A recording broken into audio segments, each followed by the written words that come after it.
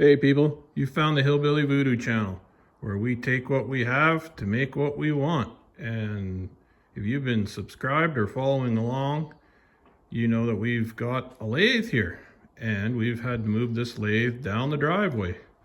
We used our log hauler, of all things, that we used to pull logs out of the bush without dragging them in the dirt, and we used it to move this lathe probably about 300 feet down the driveway. Now we got it into the shop through that really tiny opening there, and it's in the shop now. The problem is it's facing the wrong way, and in order to get it spun around and into this area here, we're going to have to come up with a different plan, because this log hauler is too long to spin around in the shop. Just physically is not going to happen. I could probably clean up in here for a month and I'm still going to end up smashing into stuff. So how are we going to solve this problem? Well, the first thing I'm going to do is get this lathe off of this log hauler, or the log hauler off of the lathe, however you want to look at it. I got it blocked up here, and I'm gonna sit here and think for a little bit so I don't completely destroy anything in the process, because how I got it on, I was outside with lots of room, and how I'm gonna get it off, I'm inside with not a lot of room. So we'll figure this out here for a minute and get it out of here, and then figure out how we're gonna get this 4,000 some odd pound lathe to do 180 degrees and move 10 feet across the shop into that wall. So stick around, figure out how we do this. Now, because of the way gravity and reality work, I have to lift this whole log hauler up above the cross slide. Now, when I put it on here, where I was situated at, tires were higher, blah, blah, blah, blah, blah. It went right over the top. Now, I have to be able to lift this whole thing up, get it over that cross slide and out of here without breaking it. I've rigged it up to the excavator bucket. My plan is to lift up here, get it over the cross slide and out the door. The major problem with that is I got about maybe 8 inches of clearance between the door and the boom of the excavator. So let's see what kind of clown show we can do here. You guys yell really friggin' loud when something starts getting broke, because I can't see any of this stuff and I'm just going by feel, and you guys are watching it.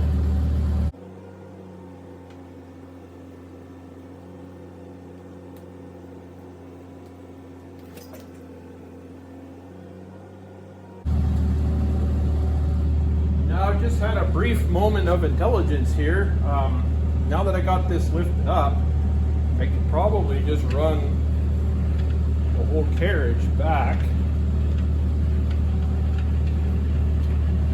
enough.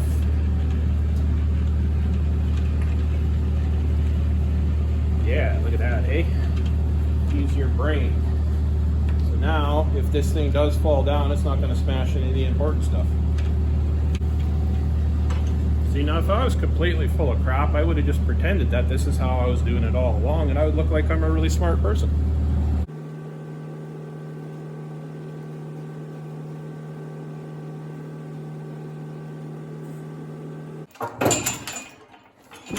Gotta use a little bit of persuasion here, because I have about,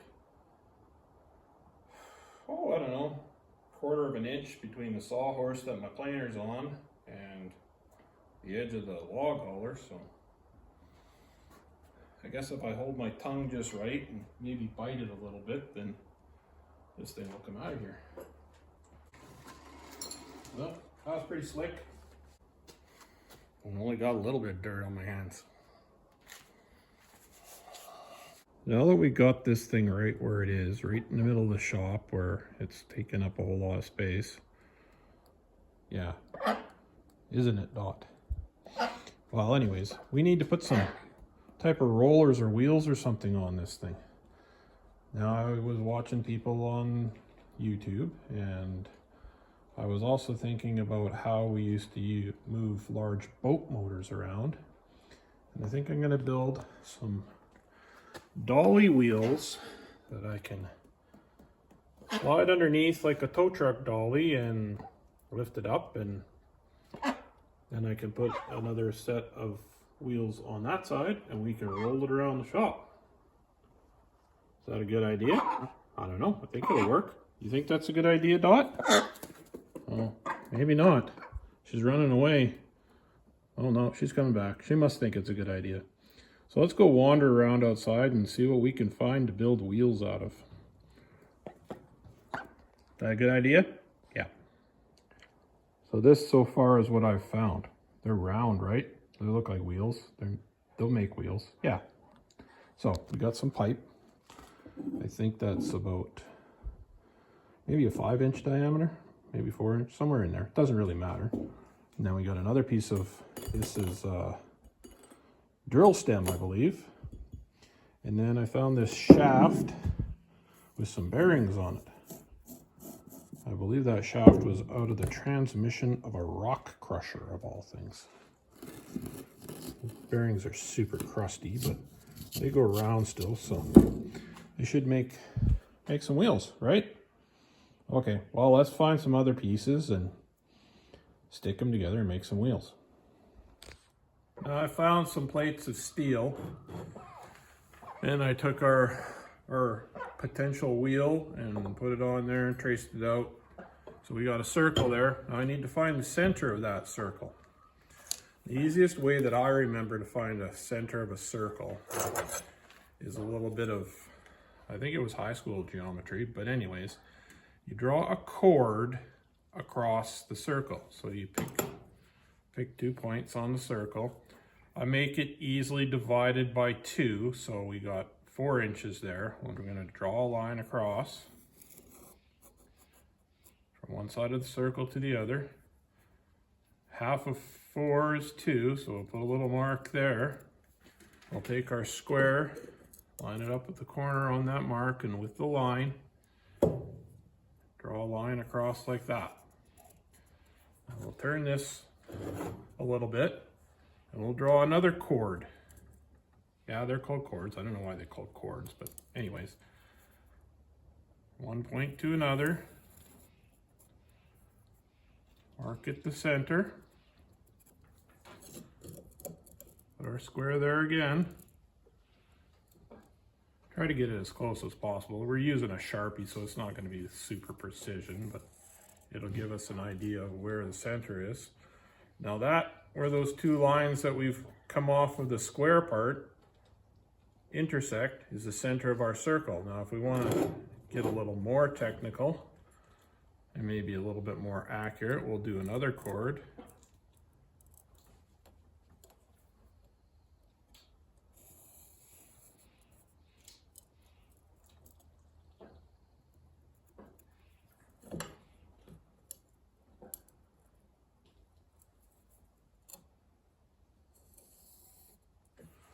Where all them lines intersect, it's going to be the center of our circle. That'll be the center of our wheel. So I'm going to mark that with a punch, just so I know where it is.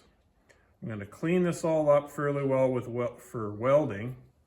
Then I'm going to cut pieces off of this chunk of, well, whatever it is, it's pipe, but off of this. I'm going to weld it on here now that I've found the center. And then I'm going to use this as the outer race for these bearings. If it's not making sense, just keep following along. It'll make sense sooner or later. And if it doesn't make sense, well, maybe you'll learn something. Or maybe I'll learn something. So is this making a little bit more sense now? We got our piece of steel plate here. I rounded it out a little bit more with the grinder. Cleaned it all up, welded our pipe ring onto here. There's the center. Now we're going to need to stick this in the lathe and turn that so that the bearing fits inside of there. And we need to turn the outside diameter so that that will fit inside of there. And then we'll have a wheel.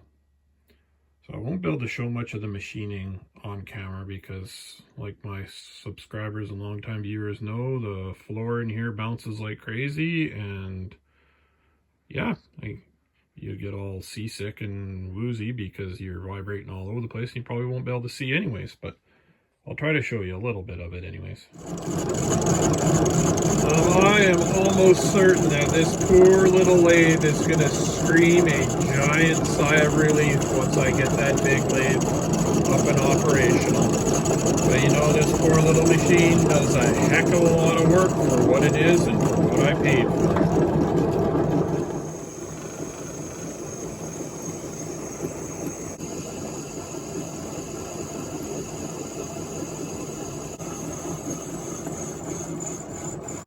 Now that I got this cut down to the point where that slides pretty close to over there with a little bit of heat on this ring here, it will slide right over the top and it'll be a nice tight fit and I can weld it. Now we need to auger a hole through here and bore this out large enough that we can put it onto the chuck, flip it around, put it onto the chuck so that we can bore out this piece here to put the bearing in. So let's do that. Got our hole bored through there now, so we can flip this thing around and chuck it up in the opposite direction and spin the inside of that other piece of pipe so that we can put our bearing in there.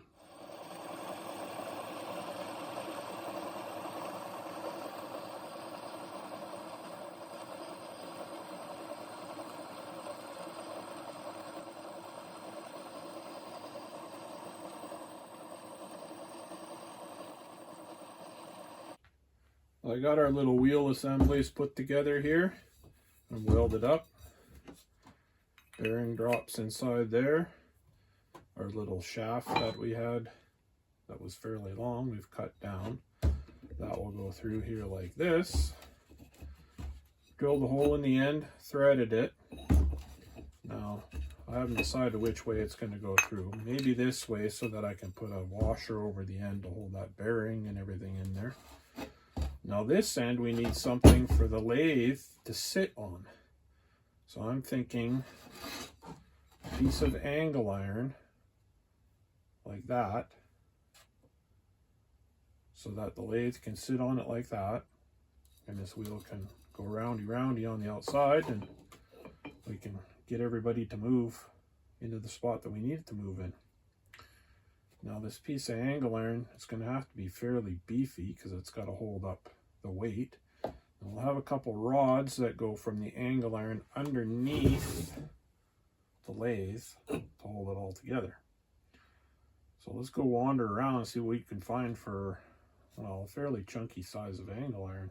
I'm not sure what I have left out there, but sure we can come up with something. Oh, we got both of them done, by the way. Well, I couldn't find any angle iron that was big enough, but I did find this big chunk of square tubing that's pretty thick. So I'm gonna cut a chunk out of it and then just slid it along here and slid it along there, and then I'll have two pieces of angle iron. So that should work out. I don't know where this came from. I think it was, oh, I know what it was. It was a piece of, it was a tailstock on a bowl lathe that I made many years ago. This actually turned quite a few bowls at one time. Anyways, it's going to be a lathe mover now. So let's go chop this up and see if we can get some pieces of angle iron out of a piece of square stock. Well, this is what we ended up getting out of that square tubing. Got ourselves two pieces of angle iron. Poked a hole in here so that the axle go into that hole.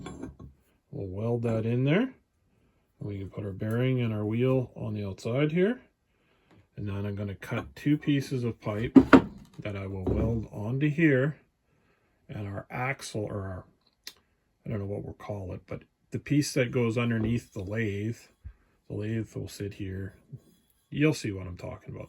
I'm going to cut 4 pieces of pipe and weld them onto here so that we can have something going through underneath the lathe to tie it all together. So let's get a bunch of welding and stuff done here, and then we'll see if this thing is going to actually work. We got our pieces all welded up here. We got our axle welded on.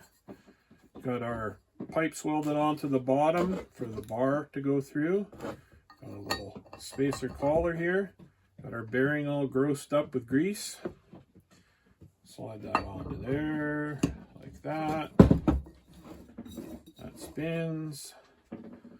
Got a little washer here with a bolt. That on there like that.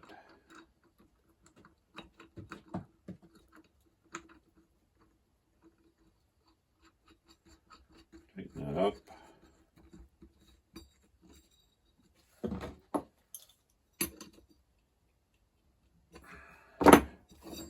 That goes roundy. There's the 2 pieces assembled. I'll slide these underneath the lathe. I have a bar that's threaded. It's going to go through the middle and it's going to suck these 2 pieces together underneath the lathe so that we have wheels to go roundy. My wife asked me last night what I hope to get out of this YouTube channel. What I hope is that YouTube will put commercials on my videos that maybe will help other people. Now, what I would love to see is a commercial for, well, I can't really say the name because it's probably a copyright thing, but little plastic blocks that rhyme with, how about Schmegel? Yeah, little plastic blocks. You know what they are. I can't say their name, but anyways, I hope that ultimately one day I will see a commercial for plastic blocks out there. I think everybody should play with them. I think everybody should have some. It's not just for kids. Get your brain engaged. Go out and buy some. If you don't build what's on the box and you have some creativity, well, then you build something that's creative. And if you do build what's just on the box or follow the instructions, well, at least your brain is engaged. You're following the instructions. You're building something. And then maybe someday you'll be able to put together, well, some of those furnitures that comes from those other weird companies. But anyways, go buy yourself some plastic blocks. Build stuff like this, but with plastic blocks. Go out there, get your brain working. Stop vegetating. Do something with your brain. We got our wheels underneath the lathe here now. Now I had to put a little block in there as a spacer because I didn't want to take the feet off the lathe, and I didn't really want to monkey around with adjusting them up and down. Now this is the rod that's going to go through. It's just an old rock bolt that was laying around here that I welded some chunks of ready rod, all thread on the end of it. Now it goes through. Look at that. If we're really lucky, we'll hit the hole on the other side there, which, I don't know. Look at that. Maybe we did it. Let's see. Yep. We made it through there. Now I'm just going to put a nut on the end of that. You see there's already one rod through. Going to tighten it up a little bit. And then we're going to stick the floor jack under this end. Lift it up and spin this end all the way around over to that end. Yeah. Is this going to work? I don't know. The problem with this floor is there's been a rather large number of fiberglass boats and paddle boards built in here, and I'm not exactly clean with my epoxy, And there's big blobs like that all over the place that wheels don't really like to roll over. So let me get this thing tightened up here and we'll see if it's going to spin around. Well, let's see what happens here.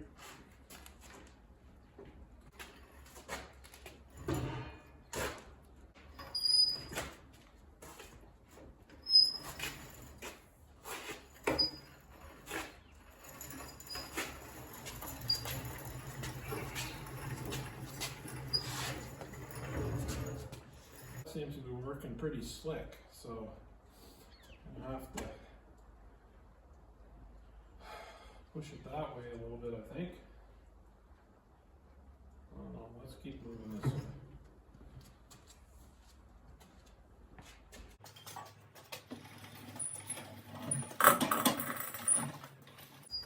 And it sounds like one of our little blobs of epoxy just got ran over.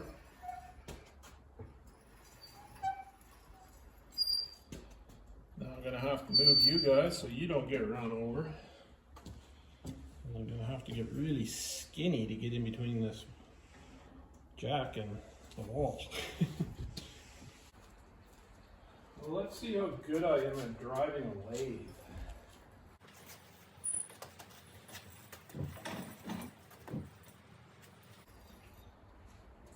We're gonna block that and we're gonna get a better bite on it with the jack.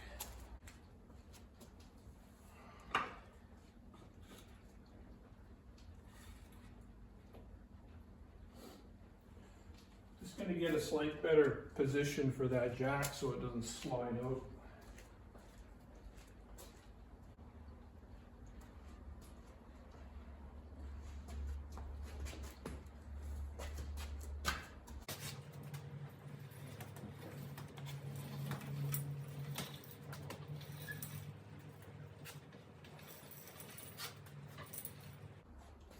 There is benefits to being an abnormally large human being when all you have to do is just lean on stuff like a 4,000-pound lathe that just kind of moves by itself.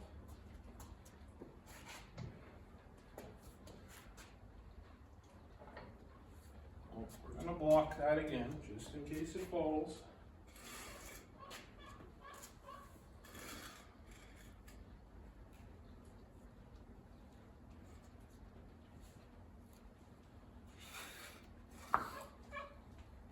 By the way, this is not going to be the final positioning of this lathe. We're just getting it into a place that I can actually move things in and out of the shop here while I try to figure out how I'm going to power this thing.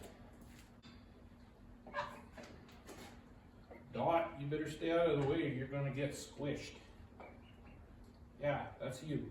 Stay out of the way. Okay, I have to deduct this shop so she doesn't get hurt.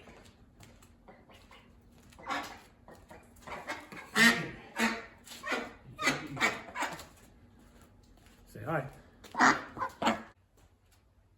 Well, I tried to put Dot outside, but the other ducks are being mean to her, and she's a little too old and frail to defend herself, so we'll leave her in here. We got our wheels working. We know the lathe is easy enough to move around, push around. So I think we'll leave this video here. Remember, use what you got to make what you want. Say bye, Dot.